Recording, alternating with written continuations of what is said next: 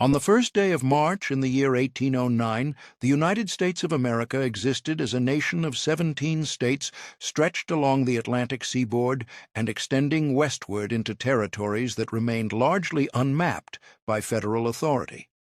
The young republic, having concluded its second war with Great Britain 5 years hence, operated under constitutional principles that had been ratified scarcely 2 decades earlier. The federal government maintained its seat in Washington, a city purpose-built along the Potomac River, though the machinery of governance remained modest in scope and limited in reach compared to the state legislatures that wielded considerable authority over the daily lives of citizens. The economy of the early 19th century functioned primarily through agricultural production, with the vast majority of the population engaged in farming activities that varied considerably by region. In the northern states, smaller family farms predominated, producing grain, vegetables, and livestock for local markets and limited export. The southern states had developed an economic system centered on large-scale cultivation of cotton, tobacco, and other cash crops, a system dependent upon the institution of slavery that had been embedded in American society since the colonial period. The Western territories, newly acquired through the Louisiana Purchase of 1803, represented land of uncertain political status, territories where questions of governance and the extension of existing institutions remained subjects of ongoing debate in Congress. The political structure of the early republic operated through a two-party system that had emerged despite the founders' stated intentions to avoid such formations. The Federalist Party, which had dominated the earliest years of the republic, had entered a period of decline following the election of Thomas Jefferson in 1800. The Democratic-Republican Party, representing principles of limited federal government and agricultural interests, held ascendancy in national politics, though regional variations and factional disputes prevented any absolute unity of purpose or policy. Presidential elections occurred every 4 years, with participation limited to white male property owners in most states, a restriction that narrowed the electorate considerably despite the rhetoric of democratic governance. The educational infrastructure of the period remained largely informal and decentralized, with no system of public schooling existing in most areas of the country. Children of wealthy families might receive instruction from private tutors or attend academies established by religious denominations or civic associations. For the majority of the population, literacy education occurred within the family, if it occurred at all, with reading and writing skills transmitted from parents to children alongside the practical knowledge necessary for agricultural labor or artisan trades. Books remained expensive. Items produced through labor-intensive printing processes and libraries existed only in larger towns and cities, serving a limited clientele. Religious observance permeated daily life across all regions of the early republic, though the specific denominations and practices varied considerably. The Baptist, Methodist, and Presbyterian churches had experienced significant growth during the Second Great Awakening, a period of religious revival that swept through frontier communities in the opening decades of the 19th century. These evangelical denominations emphasized individual conversion experiences and moral reform, contrasting with the more established Episcopal and Congregationalist churches that maintained traditional liturgical practices. Church attendance provided not merely spiritual instruction, but also social connection in communities where other institutions remained sparse or non-existent. The legal system of the early United States combined English common law, traditions with statutes enacted by state legislatures and, to a lesser degree, by Congress. Courts operated at multiple levels, from local justices of the peace who handled minor disputes to state supreme courts and the federal judiciary established under the Constitution. Legal practice required no formal education or licensing in most jurisdictions during this period, with individuals entering the profession through apprenticeship with established attorneys, reading law books under supervision, and eventually presenting themselves for admission to the bar through examination by sitting judges. The practice of law served as a pathway to political office, with attorneys frequently elected to state legislatures and sent as representatives to Congress. Transportation and communication networks remained primitive by later standards, constraining the movement of people, goods, and information. Roads existed as unpaved tracks that became impassable during periods of heavy rain, limiting wagon traffic to favorable weather conditions.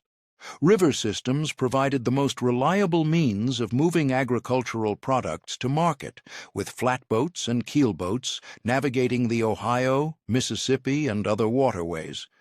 The Postal Service, operated under federal authority, maintained regular routes between established population centers, though the delivery of mail to frontier settlements occurred irregularly and subject to considerable delays. News traveled slowly, with newspapers printed in cities taking weeks to reach outlying areas through passing travelers or occasional postal deliveries. Into this world of limited institutions and dispersed authority, children entered life with expectations shaped entirely by their immediate circumstances of birth. Social mobility existed as a theoretical possibility within American society, distinguished from the rigid class structures of European nations, yet practical constraints of education, capital, and social connection limited the actual movement of individuals between economic strata. A child born into a farming family could anticipate a life of agricultural labor, perhaps with the possibility of acquiring additional land through purchase or settlement in Western territories. A child born into poverty faced even more restricted prospects, with survival through subsistence farming or manual labor consuming the entirety of available time and energy. The institution of slavery existed as an accepted element of Southern society, protected by constitutional provisions and state laws that defined enslaved people as property subject to sale and transfer. The gradual abolition of slavery had proceeded in northern states following the Revolution, though the process occurred slowly and incompletely, with some states maintaining systems of indentured servitude that functioned similarly to slavery in practice. The federal government maintained the authority to prohibit slavery in territories under its direct jurisdiction, as established by the Northwest Ordinance of 1787, yet the question of whether new states admitted to the Union would permit slavery remained a source of persistent political tension. On February 12, 1809, in Hardin County, Kentucky, a child was born to Thomas Lincoln and Nancy Hanks Lincoln in a one-room log cabin situated on Sinking Spring Farm. The farm comprised 300 acres purchased by Thomas Lincoln for $200 in cash, land that included a spring of clear water and soil suitable for corn cultivation. The cabin itself measured approximately 16 feet by 18 feet, constructed of hewn logs with a dirt floor and a single opening covered by a greased paper window that admitted limited light. The family unit consisted of Thomas and Nancy Lincoln, their daughter Sarah, who had been born 2 years earlier, and the infant son who received the name Abraham, following the name of his grandfather who had been killed by Indians in 1786. Thomas Lincoln pursued multiple occupations characteristic of frontier settlers during this period.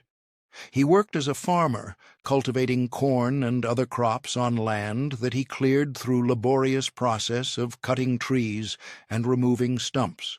He practiced carpentry, constructing furniture and buildings for neighbors, and occasionally working for wages when agricultural tasks permitted. He maintained a small workshop where he performed repairs and built items for household use.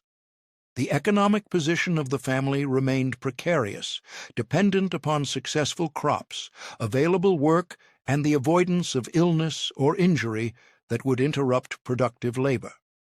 Land title disputes, a common feature of Kentucky settlement patterns, eventually forced Thomas Lincoln to abandon Sinking Spring Farm and relocate the family to another property. In 1811, the Lincoln family moved to a farm on Knob Creek, several miles from their previous residence, where they occupied another one-room cabin and resumed the pattern of subsistence farming and occasional wage labor.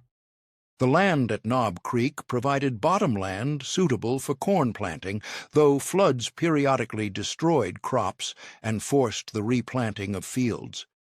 Abraham's earliest documented memories originated from this period, recollections of performing small tasks assigned by his father, observations of travelers passing along the nearby road, and an incident where he fell into Knob Creek and required rescue by a playmate. The daily routine of the household followed patterns determined by seasonal agricultural cycles, with planting occurring in spring, cultivation and maintenance of crops occupying summer months, harvest consuming autumn, and winter providing a period of reduced outdoor labor.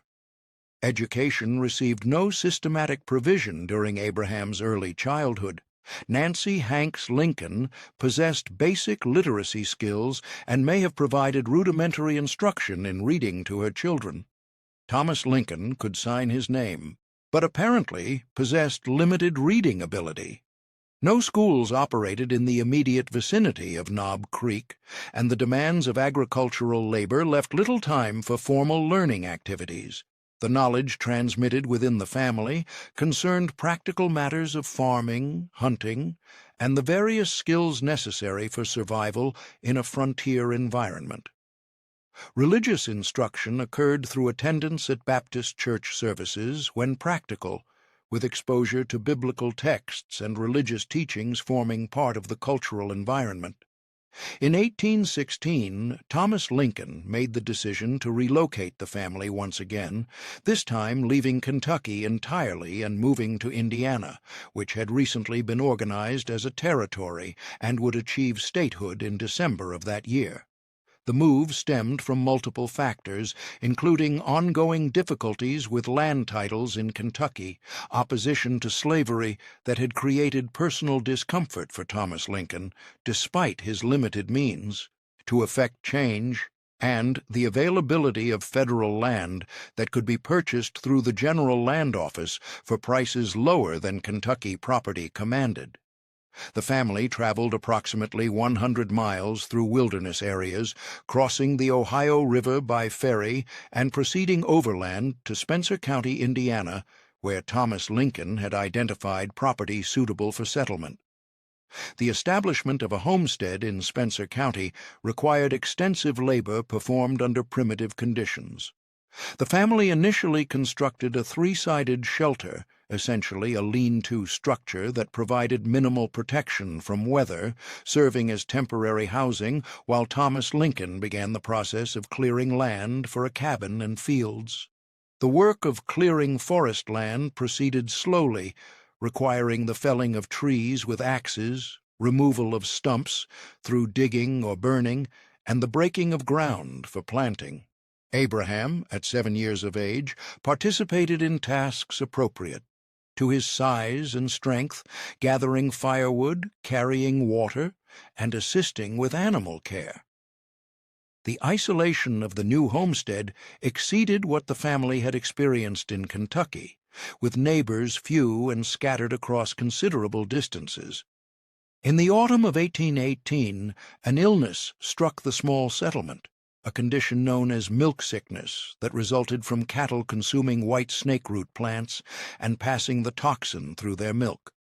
Nancy Hanks Lincoln fell ill with this condition in early October and died on October 5th after approximately 1 week of symptoms that included weakness, tremors, and abdominal pain. The burial occurred on the homestead, with Thomas Lincoln constructing a coffin from lumber he planed for the purpose. The death left the household without its female member, fundamentally altering the domestic arrangements and placing increased responsibility upon Sarah Lincoln, who assumed responsibility for food preparation, clothing maintenance, and other tasks previously performed by her mother. The year following Nancy Lincoln's death passed in difficult circumstances, with the household functioning inadequately without adult female labor to manage domestic production. Thomas Lincoln, recognizing the unsustainability of the situation, returned to Kentucky in the autumn of 1819 to seek a new wife. He successfully proposed to Sarah Bush Johnston, a widow with 3 children of her own, who had known Thomas Lincoln during his earlier residence in Kentucky. Sarah Bush Johnston accepted the proposal, and the marriage occurred in December 1819. Thomas Lincoln transported his new wife and her 3 children, along with their household goods and furniture, back to the Indiana homestead, effectively doubling the size of the household and introducing new family dynamics. Sarah Bush Lincoln brought to the household not only additional labor, but also material goods that improved living conditions considerably. Her possessions included furniture, cooking implements, bedding, and other items that the original Lincoln household had lacked. More significantly, Sarah Bush Lincoln demonstrated interest in the education of the children, including her stepchildren Abraham and Sarah. She encouraged reading and supported attendance at schools when such opportunities became available. The relationship that developed between Abraham and his stepmother appears from later accounts to have been characterized by mutual affection and respect, contrasting with the more complicated relationship with his father. Formal schooling became available to Abraham through subscription schools that operated intermittently in the Spencer County area. These institutions functioned through fees paid by parents, with teachers offering instruction in a one-room setting to students of various ages and abilities. Abraham attended several such schools for brief periods totaling approximately 1 year of accumulated instruction spread across several years. The curriculum consisted primarily of reading, writing, and arithmetic, taught through rote memorization and recitation. Students shared limited numbers of textbooks, copying lessons onto slates and practicing penmanship in copybooks. The quality of instruction varied depending upon the particular teacher, but the basic skills of literacy and numeracy were successfully transmitted to students who attended with sufficient regularity. The work routine of the Lincoln household continued to revolve around agricultural production, with corn serving as the primary crop, supplemented by garden vegetables and whatever game could be taken through hunting. Abraham's responsibilities increased as he grew in size and strength, with adolescence bringing assignment to tasks that required adult capabilities. He performed plowing, split rails for fences, helped with cabin construction, and hired out to neighbors for wages that his father collected. The labor was physically demanding and consumed the majority of available daylight hours during planting and harvest seasons. Winter months provided some reduction in outdoor labor requirements, creating time for reading and other pursuits that agricultural work precluded. Books remained scarce items in frontier communities, but Abraham demonstrated persistent interest in reading whatever materials became available. The family owned a Bible, which provided extensive text for study. Neighbors possessed other books that circulated through borrowing, including the Kentucky Preceptor, a compilation of speeches and essays used in schools, Aesop's Fables, and Weems's Life of Washington. Abraham read these works repeatedly, memorizing passages and copying sections into notebooks he created from paper obtained through various means.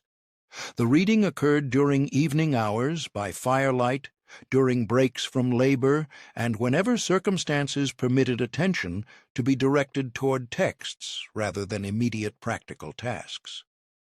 Physical growth proceeded rapidly during adolescence, with Abraham reaching adult height of 6 feet 4 inches by his late teenage years.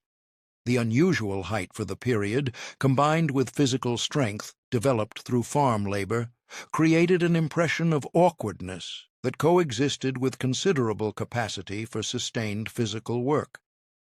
Accounts from neighbors and acquaintances describe Abraham's participation in tasks requiring strength, including the splitting of rails and the clearing of land, work that established a reputation for reliability and capability that would later prove valuable in obtaining employment.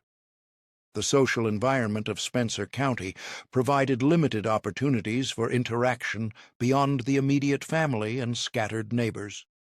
Church services, occasional gatherings for log rollings or house raisings, and visits to the nearest town for trading purposes constituted the primary occasions for encountering a broader community. Abraham's participation in these events included periods of work followed by socializing that involved storytelling, joke-telling, and conversation. The ability to entertain through humorous narratives and the capacity to engage others in discussion emerged as personal characteristics that distinguished Abraham within the limited social circle of the frontier community. In March 1830, the Lincoln family relocated once more, this time leaving Indiana for Illinois, where Thomas Lincoln had identified land available for settlement in Macon County. The migration occurred under challenging circumstances, with the family traveling in ox-drawn wagons across roads that varied from poor to non-existent during the late winter thawing period. Abraham, at 21 years of age, assisted with driving teams, managing river crossings, and the various tasks necessary for moving a multi-family group westward. The journey consumed approximately 2 weeks, culminating in arrival at a site along the Sangamon River where Thomas Lincoln intended to establish a new farm. The construction of a cabin and the clearing of land proceeded according to the familiar pattern of frontier settlement that Abraham had experienced twice before. The work occupied the spring and summer of 1830, with Abraham splitting rails for fences, breaking ground for crops, and assisting with building construction. The harvest that autumn proved adequate, but the winter of 1830-1831 brought exceptionally severe weather, with deep snow and extended periods of cold that killed livestock and created significant hardship for the family. This experience, combined perhaps with Abraham's approaching adulthood and the completion of his obligation to provide labor for his father, contributed to a decision to leave the family homestead and seek independent employment.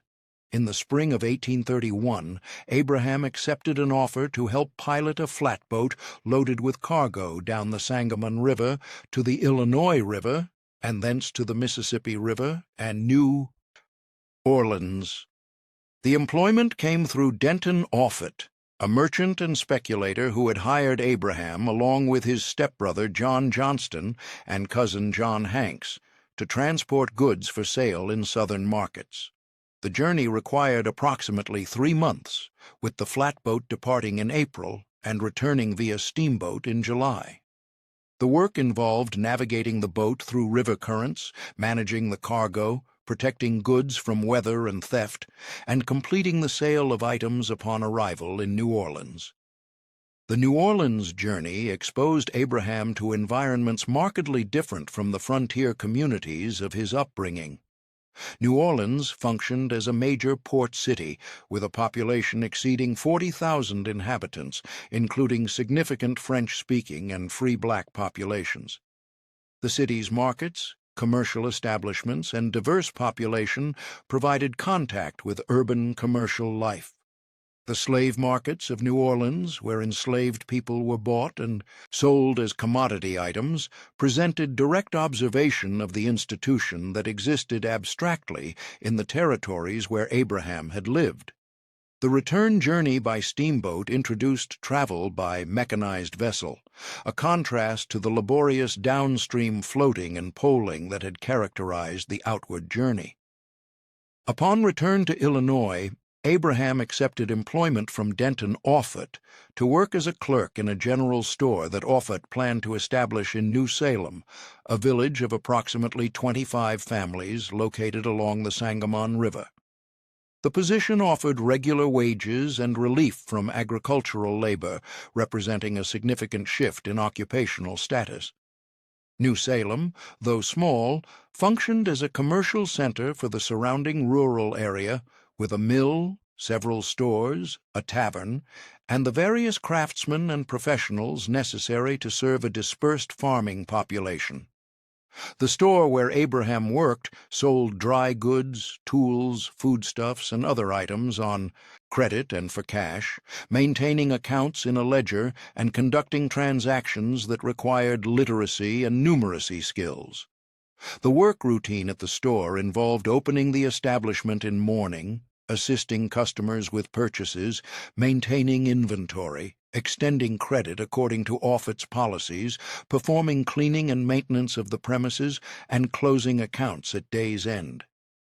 The position placed Abraham in contact with a broader range of individuals than had been possible in purely agricultural settings, including farmers bringing produce for sale or trade, travelers seeking provisions, and local residents conducting routine business. The conversations and interactions that occurred in a general store provided information about political developments, economic conditions, and the various concerns of the community.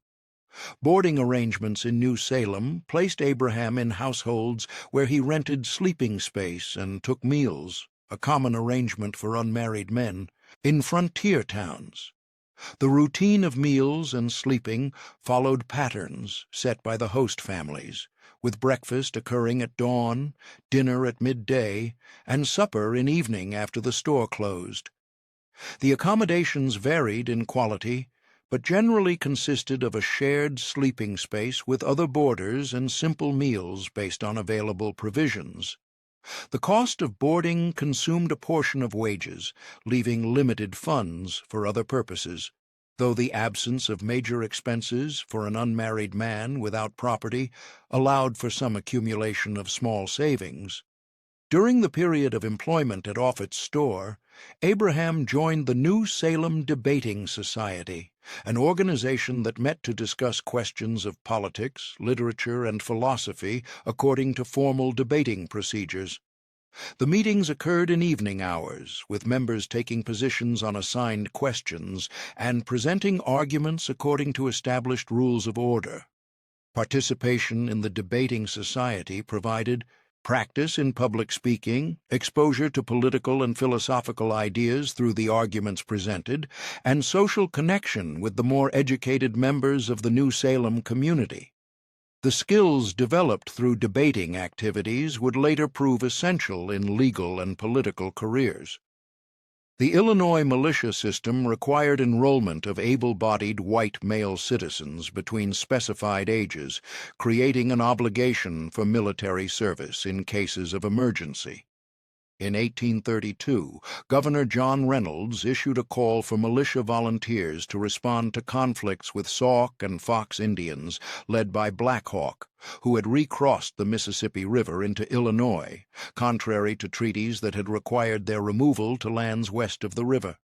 Abraham volunteered for militia service and was elected captain of his company by the men who enrolled from the New Salem area, a position that carried responsibility for organizing and commanding the unit, but required no prior military training or experience.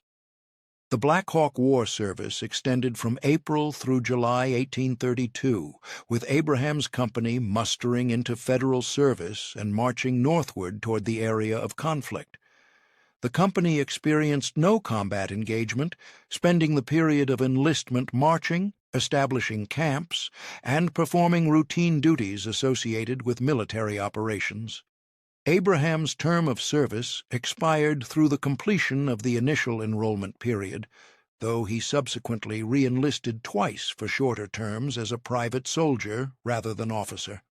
The entire experience provided exposure to military organization and command structure while demonstrating the practical ineffectiveness of militia forces raised without training or preparation for actual combat. Upon return from militia service, Abraham found that Offutt's store had failed during his absence, eliminating his employment. He entered into partnership with William Berry to purchase a general store in New Salem on credit, with the partners assuming responsibility for debts incurred in the acquisition of inventory and premises. The partnership proved financially unsuccessful, with Berry demonstrating limited business sense and Abraham lacking capital and commercial experience. The store accumulated debts rather than profits, and the business dissolved in 1833 with Abraham personally responsible for obligations that would take years to repay through various employments. The failure of the store left Abraham without clear occupational direction, leading to acceptance of multiple temporary positions. He worked as a manual laborer, splitting rails and performing farm work for wages. He served as assistant to the New Salem postmaster, John Calhoun, a position that provided small but regular income and required managing mail distribution, maintaining postal accounts, and handling correspondence. The postal position allowed considerable flexibility in terms of time and location, as mail delivery in a small community did not require constant attendance at a post office building. Abraham reportedly carried mail in his hat while walking about the village and surrounding area, delivering letters and newspapers to recipients when encountered. In 1833, Abraham received appointment as deputy surveyor under the county surveyor, John Calhoun. The position required knowledge of surveying techniques, including the use of surveying instruments, the application of geometric principles to land measurement, and the preparation of plats showing property boundaries. Abraham acquired the necessary technical knowledge through the study of surveying manuals, particularly Flint's Treatise on Geometry and Trigonometry, working through the mathematical problems and procedures until competent in their application. The surveying work provided additional income through fees charged for conducting surveys, though the irregular nature of requests meant that income varied considerably from month to month. The work of surveying involved traveling to properties requiring survey, performing the field measurements using a surveying chain and compass, calculating the results, and preparing written documentation of the survey, including maps showing boundaries. The physical labor of surveying required walking considerable distances, often through rough terrain, carrying equipment, and conducting precise measurements under varying weather conditions. The intellectual component involved mathematical calculations, careful record-keeping, and attention to legal requirements for survey documentation. The combination of physical and mental work suited Abraham's capabilities while providing income that contributed to the gradual repayment of store debts. During this period of multiple employments and uncertain economic circumstances, Abraham began reading law books with the intention of entering legal practice. The path to becoming an attorney in Illinois required no formal legal education, only the demonstration of sufficient knowledge to satisfy examining judges that an applicant possessed competency in legal principles and procedures. Abraham borrowed law books from John Todd Stewart, an attorney in Springfield who had served with Abraham in the Black Hawk War, and encouraged his legal studies. The reading occurred during evening hours and periods of reduced surveying work, with Abraham working through Blackstone's commentaries on the laws of England, the foundational text for American legal education, along with other standard works. The study of law proceeded without formal instruction, relying entirely upon reading and self-directed learning. The method involved careful reading of legal texts, memorization of principles and precedents, and the working out of sample cases and problems. The process required considerable time and sustained concentration, intellectual work that contrasted with the physical labor of surveying and farming, but drew upon the habits of reading and study that Abraham had developed since childhood. The solitary nature of legal study suited the periods of isolation inherent in frontier life, with books providing access to legal knowledge that no local institution or instructor could supply. In 1834, Abraham presented himself as a candidate for the Illinois General Assembly, seeking election to represent Sangamon County in the state legislature. The candidacy followed an unsuccessful attempt in 1832, prior to the Black Hawk War service, when Abraham had received local support but insufficient votes for election. The second campaign benefited from increased recognition through work as surveyor, postmaster, and general presence in the New Salem community over the preceding 2 years. The election system allowed voters to select multiple candidates, with the top 4 vote-getters from Sangamon County gaining seats in the legislature. Abraham received sufficient support to place second in the voting, securing election to the Assembly. The Illinois General Assembly met in Vandalia, the state capital, for sessions that typically ran from December through February, with occasional special sessions called to address particular legislative needs.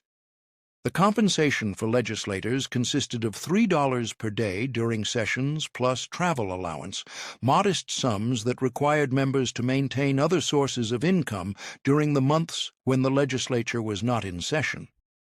The work of the Assembly involved consideration of bills related to internal improvements, banking, land policy, and other matters of state concern, with members serving on committees that reviewed proposed legislation before it reached the full chamber for voting. Abraham's service in the first legislative session proceeded without particular distinction, the experience primarily educational in terms of understanding legislative procedures and state politics. He voted generally with the Whig Party alignment on questions of internal improvements and banking, positions that reflected beliefs in government support for economic development through construction of roads, canals, and other infrastructure.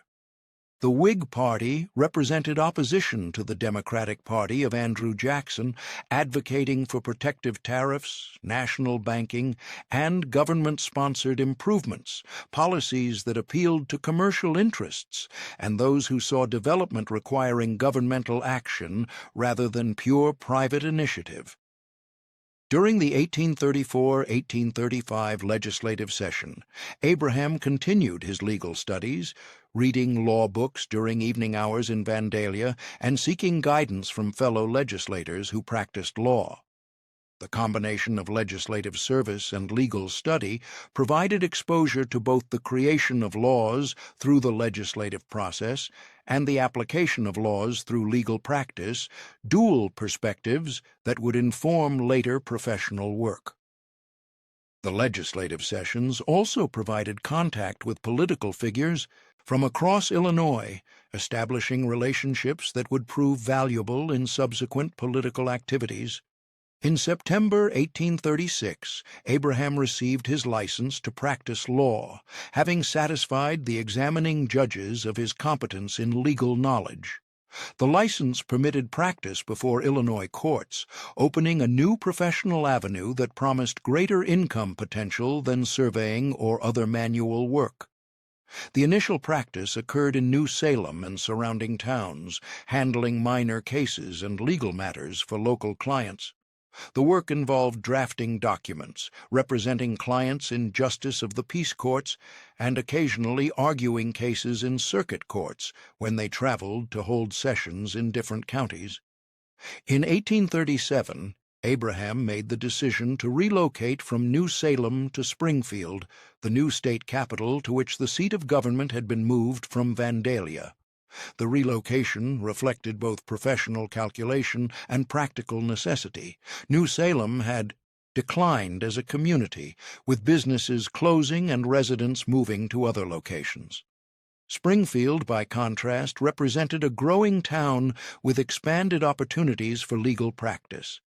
The decision also reflected a partnership arrangement with John Todd Stewart, the attorney who had encouraged Abraham's legal studies. Stewart proposed that Abraham join his practice as a junior partner, an offer that provided immediate access to an established client base and legal practice rather than requiring the slow building of a practice from scratch. The Springfield to which Abraham moved in April 1837 was a town of approximately 1,500 inhabitants, serving as county seat for Sangamon County and newly designated state capital. The town contained a courthouse, several law offices, general stores, taverns, boarding houses, and the residences of professionals and merchants who served the surrounding agricultural region. The arrival of Abraham coincided with arrival of other lawyers, office seekers, and entrepreneurs attracted by Springfield's new status as capital. The legal community consisted of several established practitioners and growing numbers of younger attorneys seeking to build practices. The law partnership of Stewart and Lincoln operated from an office on Hoffman's Row, a commercial building near the public square.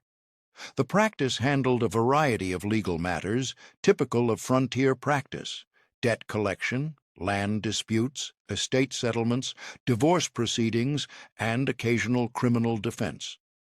The work required preparation of legal documents, research into relevant statutes and precedents, attendance at court sessions, and negotiation with opposing counsel. Abraham's role as junior partner involved carrying a larger share of the routine work while learning from Stewart's greater experience. The division of fees followed a partnership agreement that provided Abraham with income while building his reputation and skills.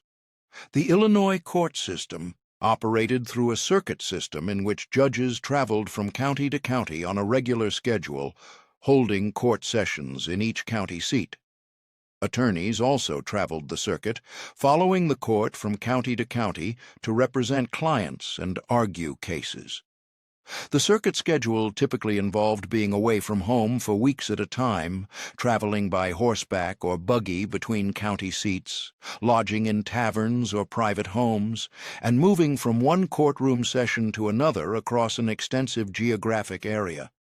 The circuit practice provided exposure to different judges, other attorneys, and a wide range of legal issues. Abraham's participation in circuit practice began during the years of partnership with Stewart, expanding after dissolution of that partnership in 1841 and formation of a new partnership with Stephen Logan, a more experienced practitioner who emphasized thorough case preparation and careful legal analysis. The partnership with Logan, which lasted from 1841 to 1844, provided advanced education in legal practice through Logan's exacting standards and attention to procedural detail. The cases handled during the Logan partnership included more complex litigation and appeals to higher courts, work that required deeper legal research and more sophisticated argumentation. The daily routine of legal practice involved office hours for meeting with clients, drafting legal documents, and conducting legal research in the limited law library available. Court appearances required preparation of arguments, examination of witnesses, and presentation of cases before judges and juries. The evening hours often included continued reading and preparation of materials for upcoming cases. The work proved intellectually demanding, requiring mastery of legal principles, careful attention to factual details, and the ability to construct persuasive arguments both in written briefs and oral presentations. In 1844, Abraham dissolved the partnership with Stephen Logan and formed a new partnership with William Herndon, a younger attorney who had studied law in Logan's office while Abraham was a partner there. The partnership of Lincoln and Herndon would continue until Abraham's death, with Herndon managing the Springfield office during periods when Abraham traveled on circuit or engaged in political activities. The partnership arrangement provided stability and continuity for the practice while allowing flexibility for Abraham to pursue interests beyond purely legal work. The legal practice generated income that varied considerably depending on the number and nature of cases handled. Some cases involved substantial fees, particularly those related to railroad companies or other commercial clients. Many cases yielded modest fees or payment in goods rather than cash, reflecting the limited monetary resources of agricultural clients. The accumulation of income from legal practice over years allowed for gradual economic advancement from the poverty of early life, though substantial wealth remained elusive. The income supported a household, permitted purchase of property, and provided resources for political activities that required both time and money. During the period of legal practice, Abraham continued service in the Illinois legislature, winning re-election in 1836, 1838, and 1840. The legislative work addressed questions of internal improvements, with Abraham supporting an ambitious program of canal and railroad construction that ultimately proved financially disastrous for the state. The service also involved political maneuvering related to the location of the state capital, with Abraham among those who successfully advocated for moving the capital from Vandalia to Springfield. The legislative experience provided practical education in political processes and established a record of party loyalty that would prove valuable in seeking higher office. In 1842, Abraham married Mary Todd, a woman from a prominent Kentucky family who had moved to Springfield to live with her sister. The courtship had proceeded irregularly, with an initial engagement followed by a break in the relationship and eventual reconciliation. Mary Todd possessed education unusual for women of the period, having attended private academies that provided instruction beyond the basic literacy typical of frontier schooling.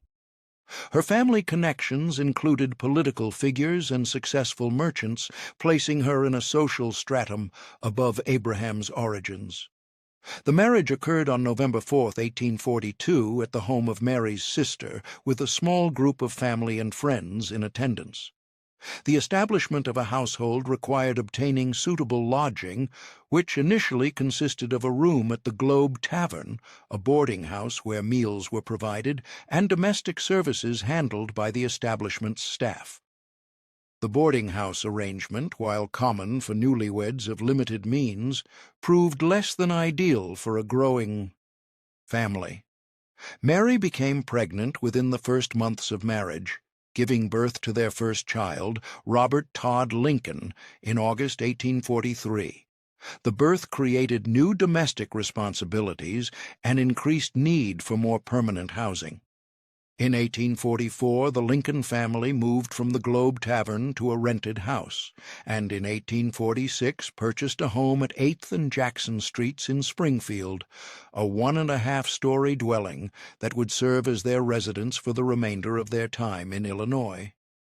The house purchase represented a significant financial commitment, requiring accumulated savings from legal practice and assumption of ongoing expenses for maintenance and property taxes.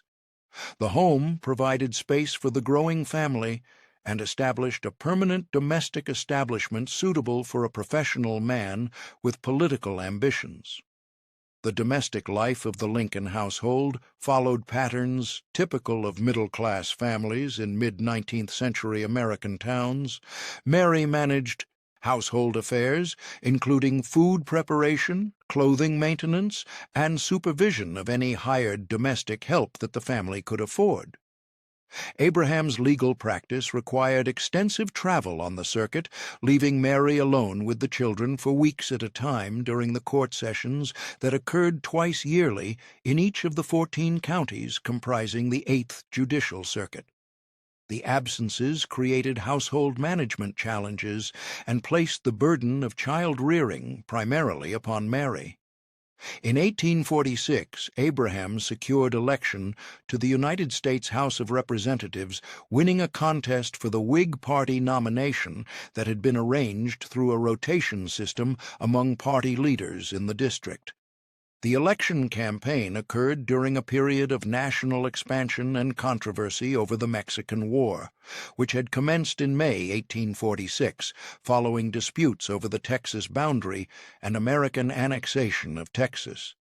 Abraham supported the Whig position opposing the war, arguing that President Polk had provoked the conflict through aggressive territorial claims, and that the war served interests of Southern slavery expansion rather than legitimate national security concerns.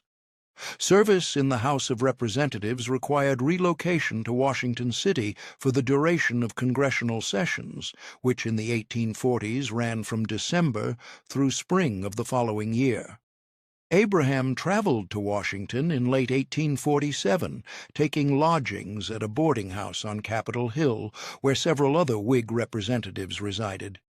Mary and the children accompanied him initially, but found the arrangement unsatisfactory and returned to Kentucky to stay with Mary's family while Abraham completed the congressional term. The separation of the family during this period created domestic strain and limited Abraham's political effectiveness by isolating him from his constituents. The work of the House of Representatives involved service on committees, attendance at floor sessions, voting on legislation, and representing constituent interests through speeches and correspondence.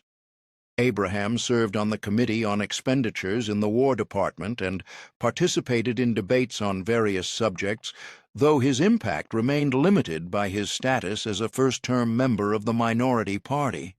His most notable contribution consisted of a series of spot resolutions challenging President Polk to identify the precise spot where American blood had been shed on American soil, the justification Polk had offered for the war declaration.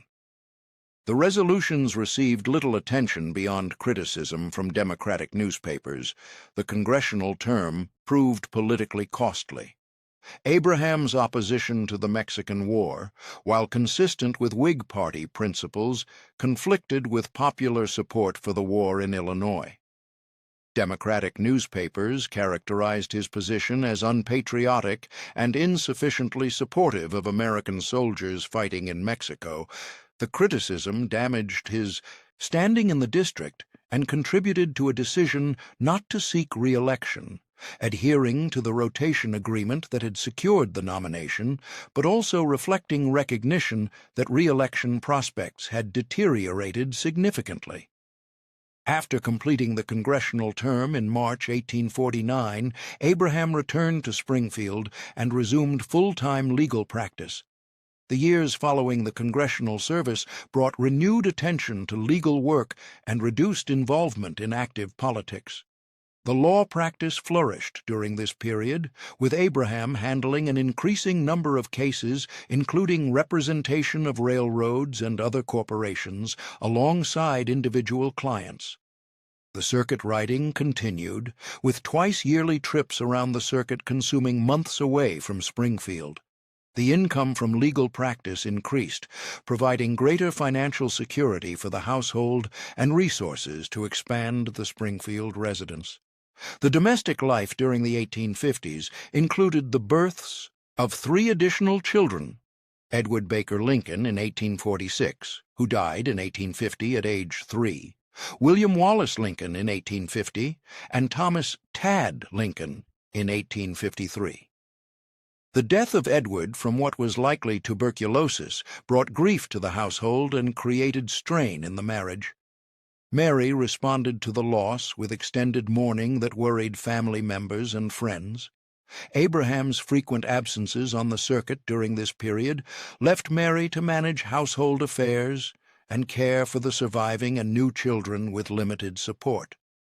The political landscape of the 1850s underwent fundamental transformation with the passage of the Kansas-Nebraska Act in 1854, legislation that repealed the Missouri Compromise restriction on slavery in territories and substituted a principle of popular sovereignty, allowing territorial settlers to determine whether to permit slavery. The act sparked intense controversy and contributed to the collapse of the Whig Party as a national organization. Abraham responded to the Kansas-Nebraska Act with renewed political engagement, delivering speeches criticizing the legislation and arguing for restoration of the Missouri Compromise prohibition on slavery extension into territories. The formation of the Republican Party as an organization opposing the Kansas-Nebraska Act and slavery extension provided a new political vehicle for former Whigs who rejected the Democratic position on territorial questions. Abraham aligned himself with the emerging Republican organization in Illinois, though he maintained some distance from its more radical anti-slavery elements. In 1856, he received consideration for the Republican vice presidential nomination, but was not selected. In 1858, he received the Republican nomination to challenge Stephen Douglas for the United States Senate. The 1858 Senate campaign became notable for a series of debates between Abraham and Douglas held in 7 congressional districts across Illinois.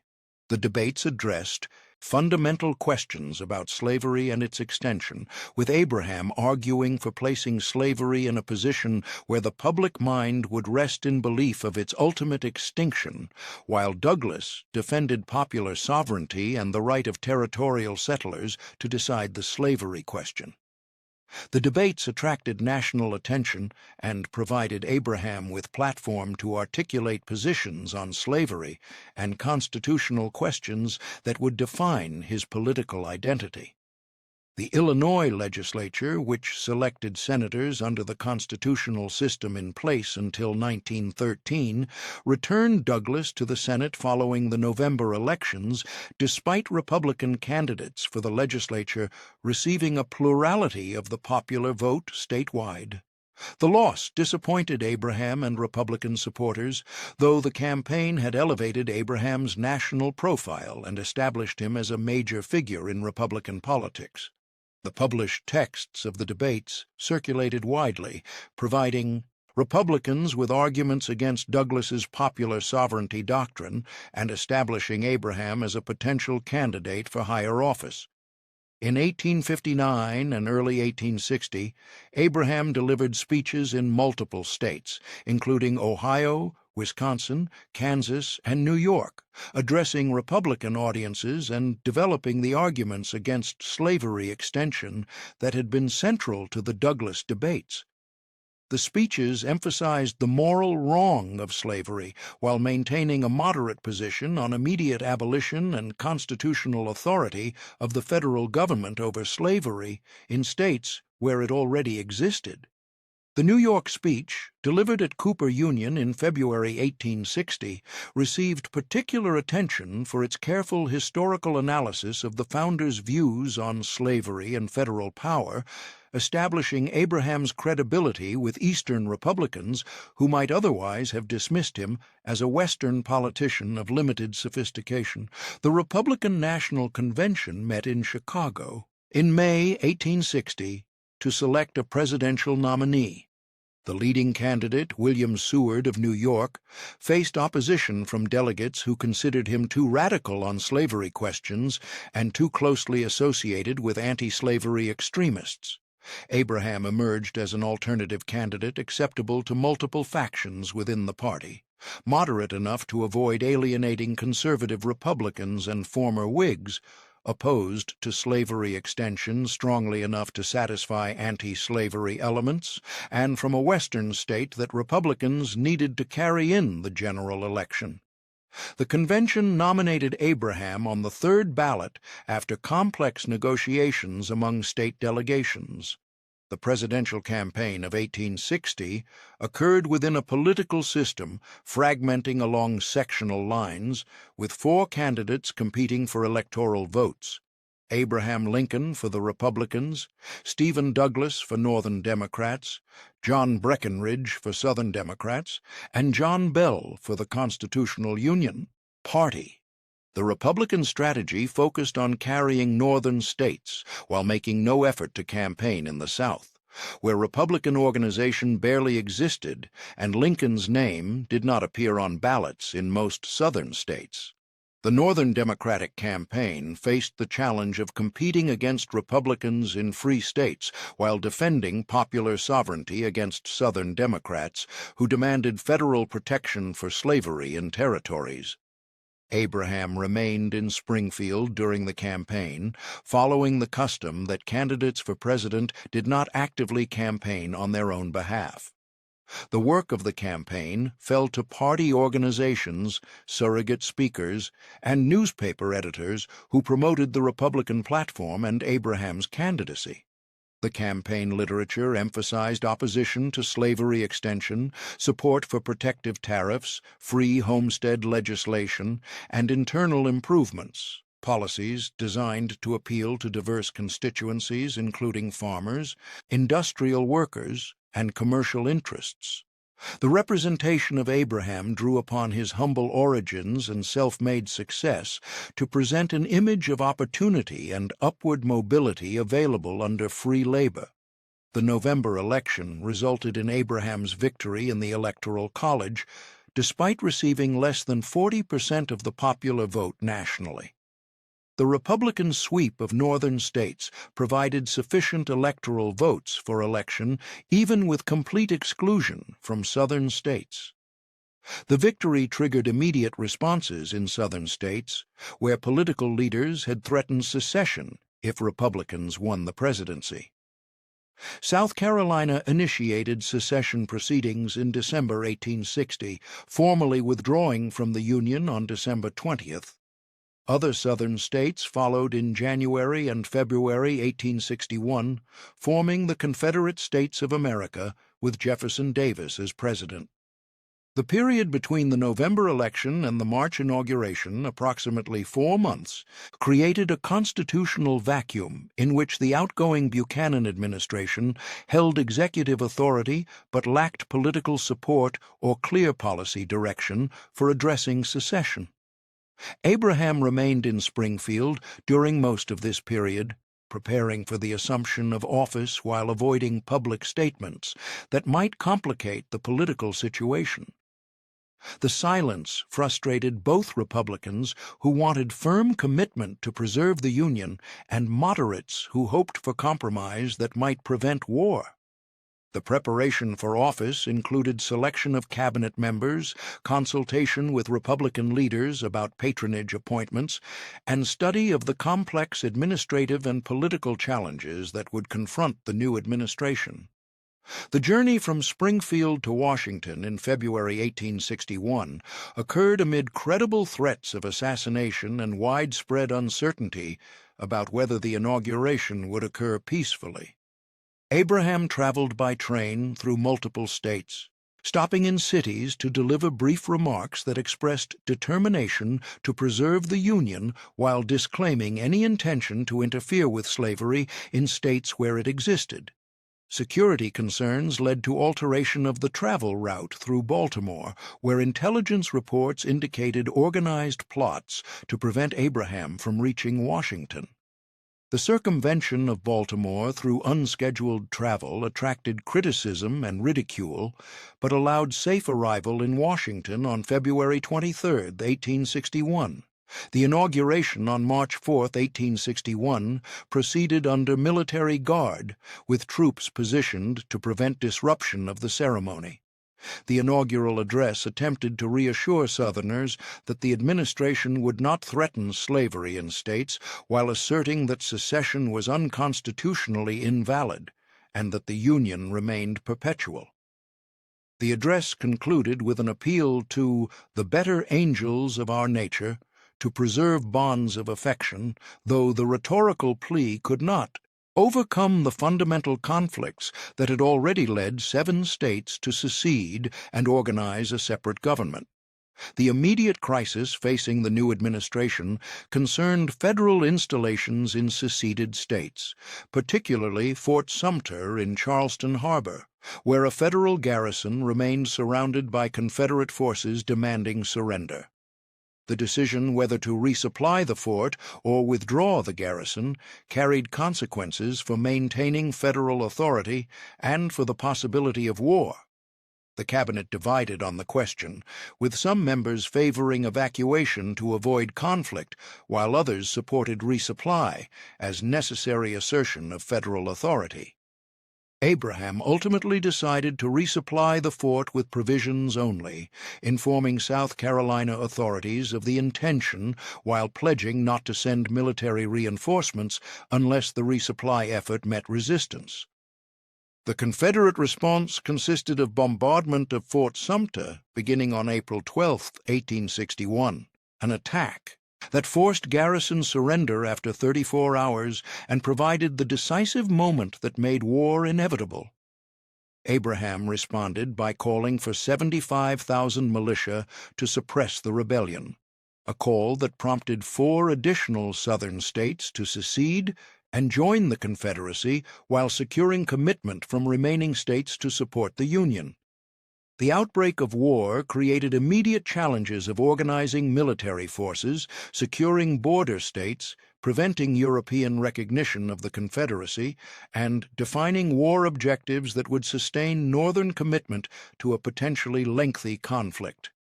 The military conduct of the war extended from April 1861 through April 1865, involving hundreds of battles and engagements across multiple theaters of operation. The Union strategy evolved from initial expectations of brief conflict to recognition that defeating the Confederacy would require coordinated campaigns to capture territory, destroy Confederate armies, and eliminate the South's capacity to sustain resistance. Abraham's role as commander-in-chief involved selection and removal of generals, approval of military strategy, maintenance of political support for war measures, and the complex task of balancing military necessity against constitutional constraints. The administrative work of the presidency during wartime exceeded anything contemplated by earlier occupants of the office.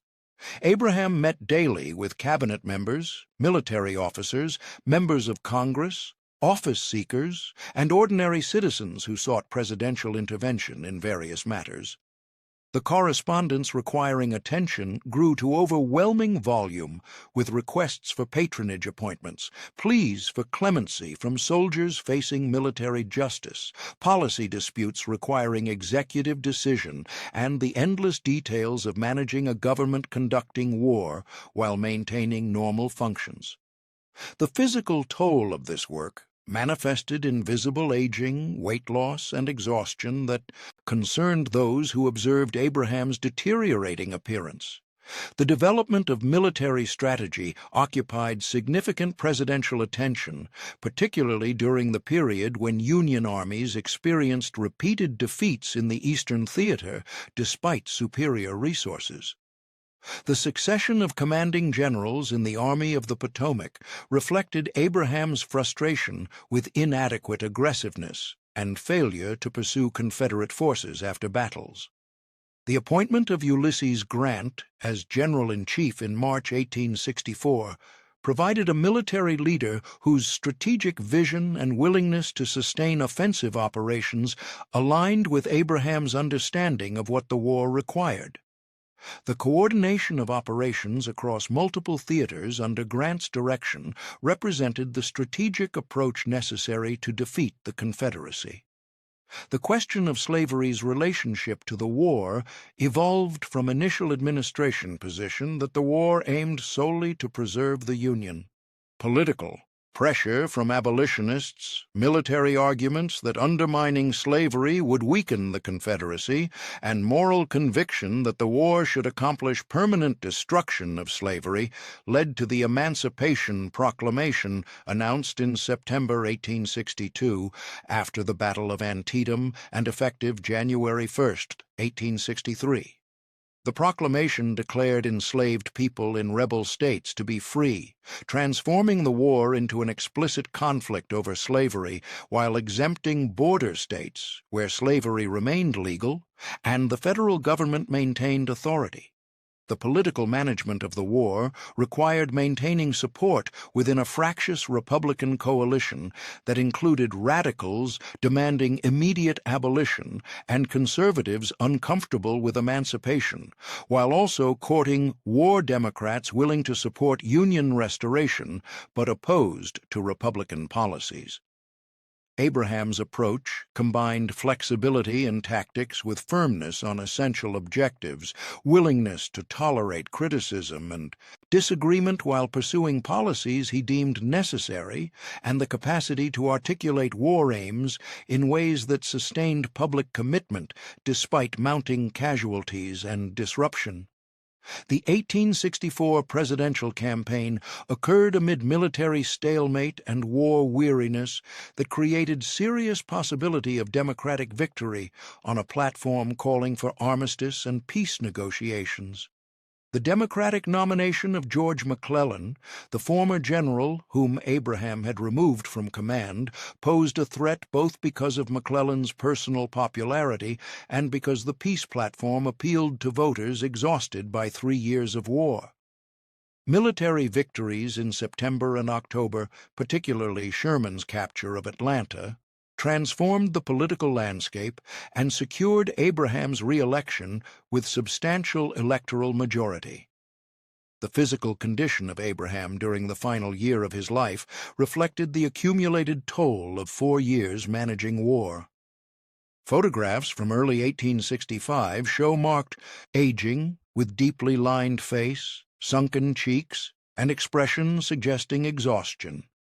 Reports from those who met with Abraham described a man who appeared older than his 56 years, who suffered from headaches and insomnia, and who carried the weight of the war's casualties in ways that affected his health and spirits.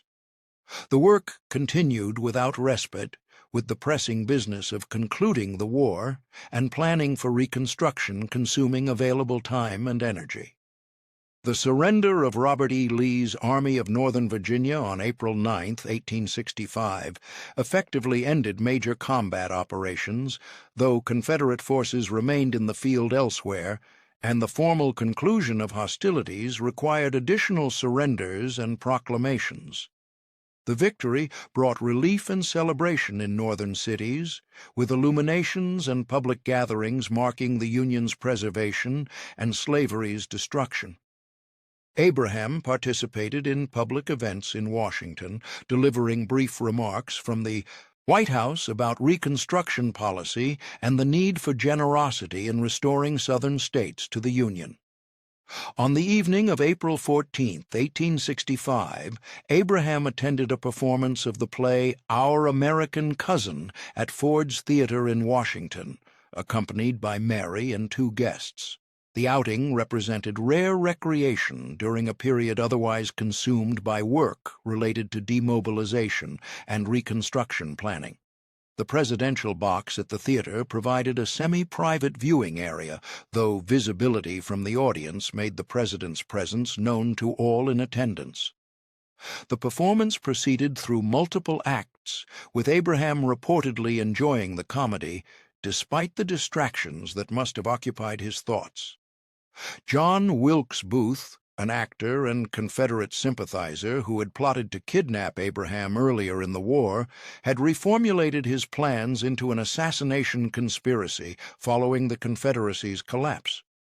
Booth gained access to the theater through his professional connections and familiarity with the building's layout. During the 3rd act of the play, Booth entered the presidential box and shot Abraham in the back of the head with a single-shot Derringer pistol. The shot produced a wound that penetrated the skull and brain, causing immediate unconsciousness. Booth leaped from the box to the stage, breaking his leg in the fall, but escaping from the theater before effective response could be organized. Abraham was carried from the theater to a boarding house across the street, where he was placed in a first-floor bedroom. Physicians who examined him determined that the wound was mortal and that recovery was impossible. Cabinet members, government officials, family members, and others gathered in the house through the night, as Abraham remained unconscious. The breathing continued, though with increasing difficulty, indicating gradual deterioration. Death occurred at 7:22 on the morning of April 15, 1865, approximately 9 hours after the shooting. The announcement of Abraham's death produced immediate shock and grief throughout the North, with public mourning expressed through black crepe displayed on buildings, suspension of business activities, and church services held to mark the occasion. The assassination, following so closely upon the war's conclusion, seemed to many observers to represent a final act of Confederate violence against the Union. The death also removed the figure who might have provided moderate guidance for Reconstruction policy, leaving that task to Andrew Johnson and a Congress that would prove far less inclined toward reconciliation than Abraham had indicated.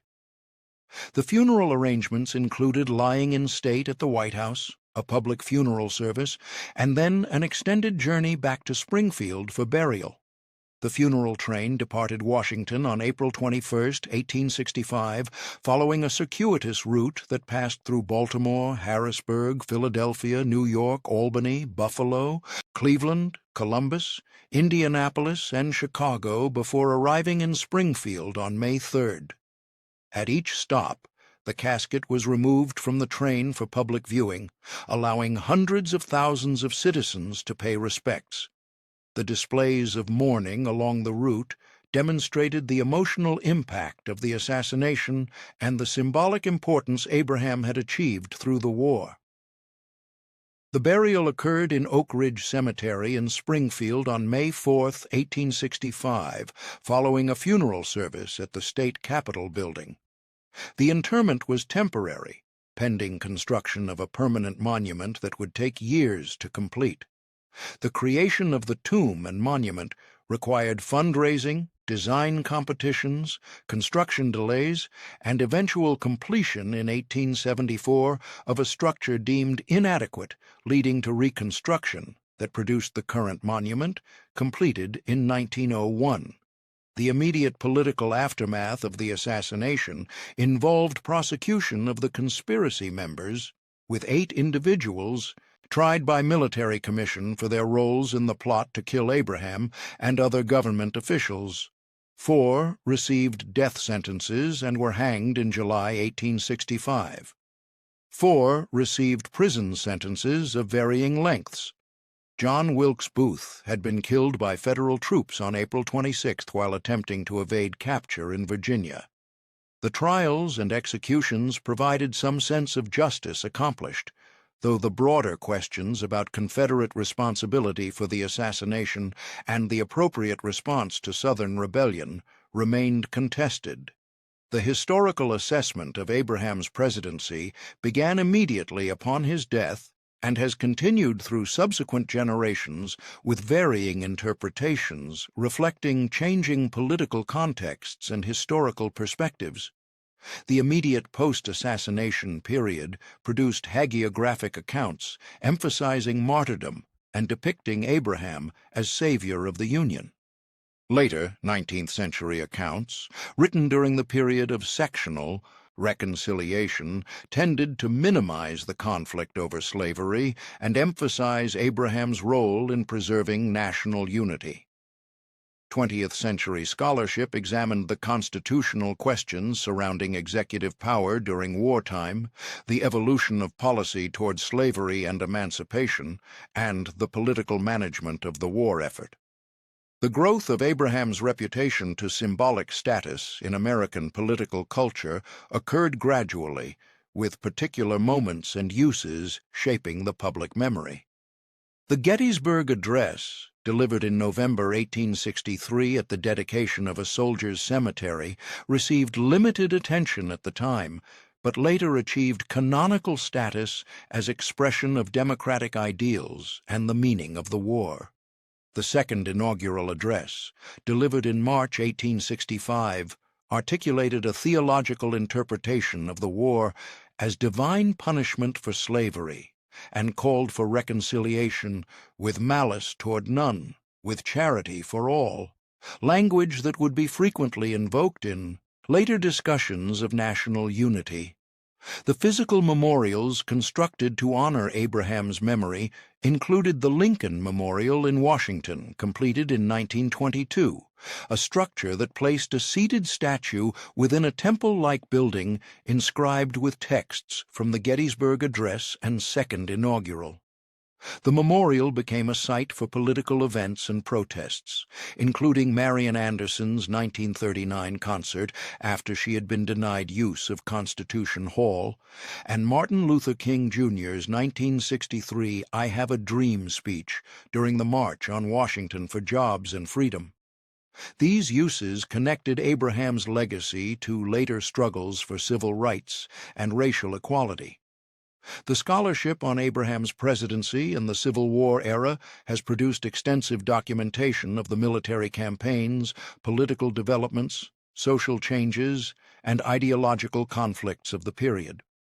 The availability of Abraham's writings through published collections of correspondence and speeches has permitted detailed analysis of his thought process and decision-making.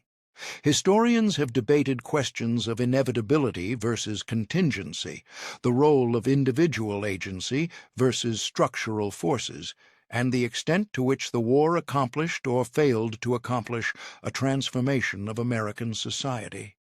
The interpretation of emancipation and its relationship to Abraham's actions has generated particular historical debate. Some scholars emphasize Abraham's cautious and gradual approach to emancipation, his explicit statement that saving the Union took precedence over freeing enslaved people, and his consideration of colonization schemes to remove freed Black Americans from the United States. Others stress the radical nature of emancipation given the constitutional and political constraints Abraham faced, the moral courage required to transform war aims to include slavery's destruction, and the practical consequences of emancipation in undermining the Confederacy and enabling Union victory.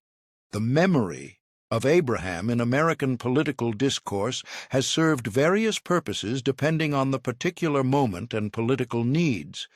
Conservatives have claimed Abraham as exemplar of self-made success through individual effort and as defender of constitutional limits on government power.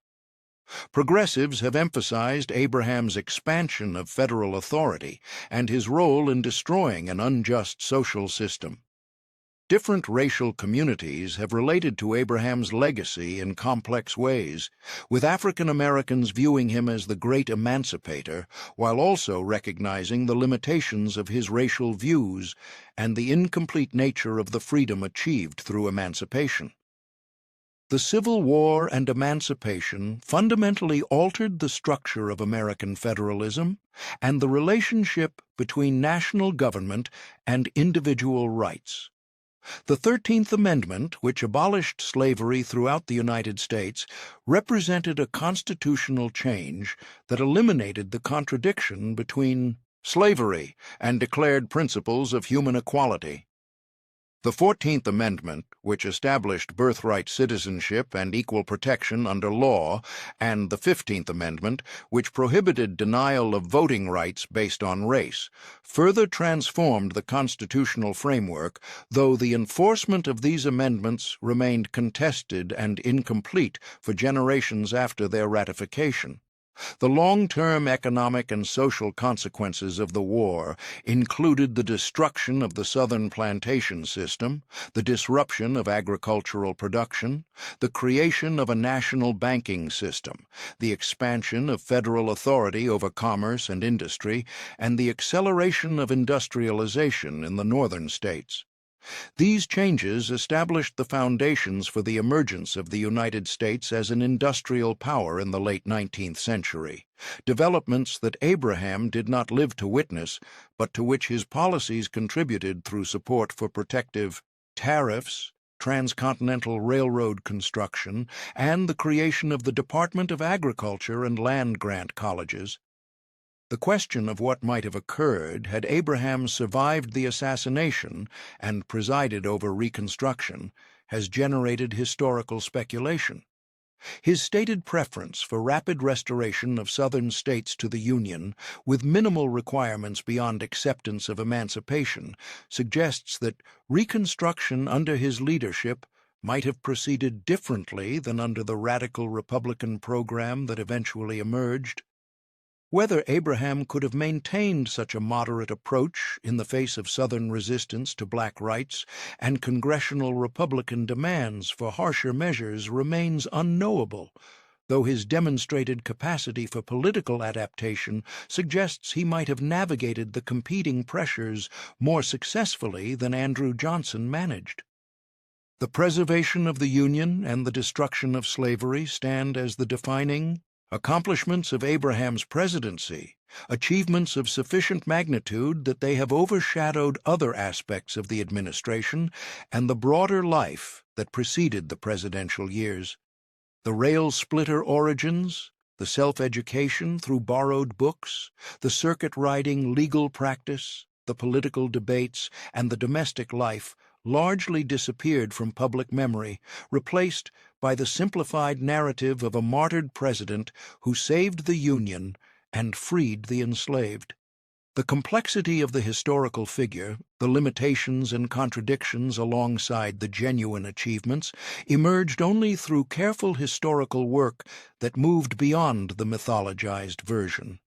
The various memorial sites associated with Abraham's life, the reconstructed log cabin at Sinking Spring Farm, the Lincoln home in Springfield, the Gettysburg battlefield, Ford's Theater, serve as locations where the public memory intersects with historical interpretation. These sites present narratives that balance commemoration with education, celebration with critical analysis, allowing visitors to encounter both the symbolic figure and the historical person who navigated circumstances beyond his control while exercising agency that shaped outcomes. The endurance of interest in Abraham's life and presidency reflects something beyond mere historical importance. The trajectory from poverty to presidency represents an American ideal of opportunity and mobility. The preservation of democratic government through crisis speaks to contemporary anxieties about threats to constitutional order. The struggle with questions of equality and justice resonates with ongoing debates about the meaning and implementation of American principles. The complexity of moral decision-making under conditions of uncertainty and constraint provides insight into the nature of political leadership. The written record Abraham left through letters, speeches, and state papers demonstrates intellectual engagement with fundamental questions of political philosophy, constitutional interpretation, and moral reasoning.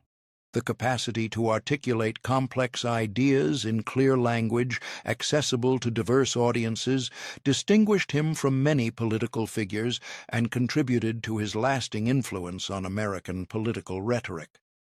The evolution visible in his writings over time, from the early political speeches through the debates with Douglas to the second inaugural, shows a mind that continued to develop and refine its understanding even under the pressures of political combat and wartime leadership.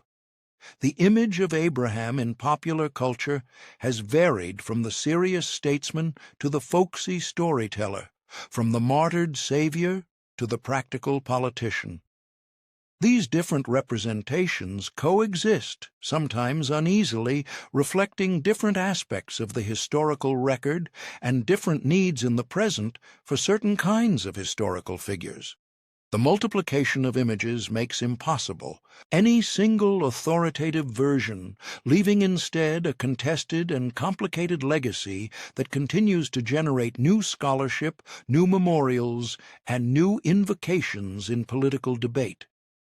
The distance in time from the events of the 1860s has allowed for perspectives that contemporaries could not achieve, seeing patterns and connections invisible to those living through the crisis. The comparison of the American Civil War to other civil wars and revolutions has provided context for understanding the distinctive features and outcomes of the American conflict. The study of similar struggles in other nations over fundamental political organization and social structure has illuminated both what was unique about the American experience and what was common to revolutionary situations generally. The documents that survive from the period provide raw material for continued historical investigation, with manuscript collections, newspapers, letters, diaries, and official records offering evidence that can be re-examined as new questions arise and new methodologies develop. The process of historical understanding remains incomplete, subject to revision as scholars bring different perspectives and ask different questions of the sources. The image of Abraham that emerges from this ongoing work differs from earlier versions while retaining some continuity with long-established interpretations. The location of Abraham within the broader sweep of American history places him at a moment of fundamental transition between the agricultural republic of the founding era and the industrial nation that emerged after the war. The combination of circumstance and agency that produced the outcomes of the 1860s cannot be reduced to individual action alone, yet neither can the significance of particular decisions and particular individuals be dismissed as mere products of impersonal forces. The interaction of structure and agency, of constraint and choice, played out in ways that transformed a regional conflict over slavery's expansion into a war that destroyed slavery entirely and redefined the nature of the American nation. The legacy consists not merely of the specific policies adopted or battles won, but of the precedents established for federal authority, the constitutional changes enacted, the social transformations initiated, and the symbolic resources created for future generations seeking to understand or invoke American principles. These elements continue to shape American political life in ways both obvious and subtle, making the events of the 1860s and the figure most associated with them subjects of enduring relevance despite the passage of time and the vast changes in circumstance that separate the present from that earlier era.